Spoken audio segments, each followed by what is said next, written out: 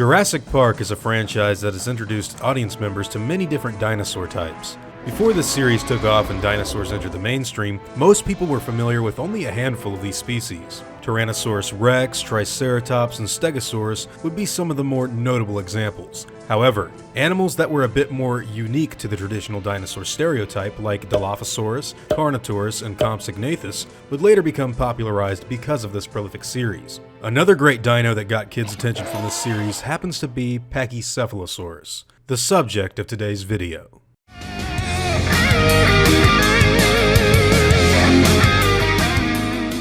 The first appearance of the Pachycephalosaurus within the Jurassic Park franchise was in the Super Nintendo tie-in that was released in promotion of the first movie. Although fiercely territorial, they're rather small and relatively easy to dispatch. Not long after this, the dinosaur would get its very first toy. Appearing in the Jurassic Park Series 2 line, a bright red version of the Pachy was sold alongside several other dinosaurs that weren't a part of the first movie. Dennis Nedry would come packaged in with a baby version of this red dino. Michael Crichton's second dinosaur novel, The Lost World, would be their proper introduction into the canon. Here, the creatures are observed moving in herds by Richard Levine and Ian Malcolm from the safety of the high-hide. The animals would later attack Howard King's car once he nudged one of them with the front bumper. This is where we first encounter the dinosaur's overtly aggressive nature.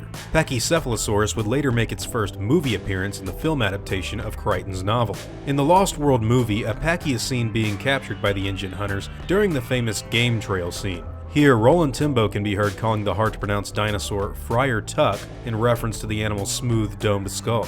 During Lost World's heavy promotion, Pachycephalosaurus could be spotted everywhere in the movie's marketing. My favorite appearances that it made were undoubtedly the two figures that Kenner released in their new toy lines. The first of which was a repaint of the one that was sold for the first Jurassic Park movie, now sporting a novel-accurate green coloration. The second was an adult variant with colors taken straight out of the movie. I owned both of these as a kid and used to play with them daily.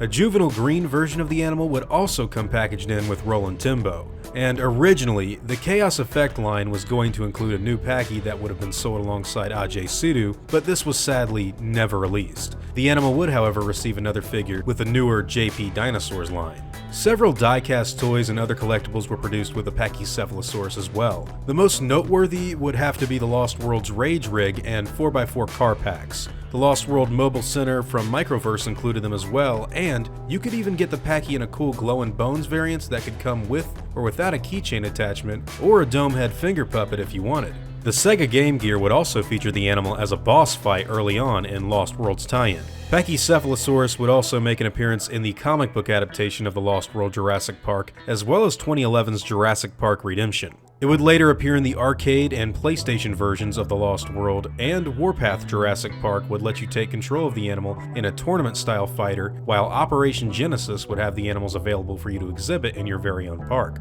It later showed up in Jurassic Park 3, Island Attack, The DNA Factor, and Park Builder, as well as all of the mobile games that got released. Finally, the animal would see its return to the big screen with 2015's Jurassic World. This would, however, only be a short cameo.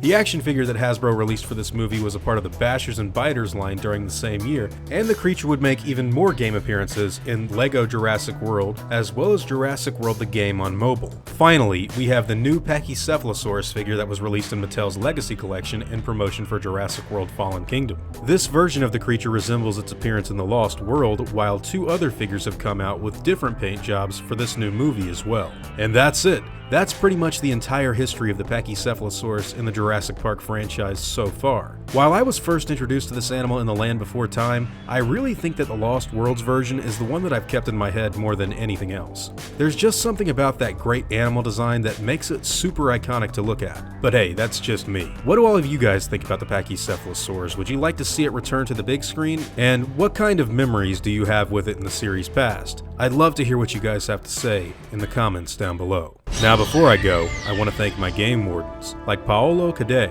as well as all of my InGen executives. I'd also like to thank my park workers and InGen hunters as well. Words can't really express how awesome it is to have you guys help me build this thing up, and it seriously makes me extremely thankful for every ounce of support that you've shown me. Honestly guys, it does mean the world. Now I'd like to thank you all for watching this video, and hope that you all enjoyed today's content. If you feel like I deserve it, I'd appreciate the like, and hope that you'll consider subscribing if you're interested in hearing from me again. I'll see you all in the next video, guys.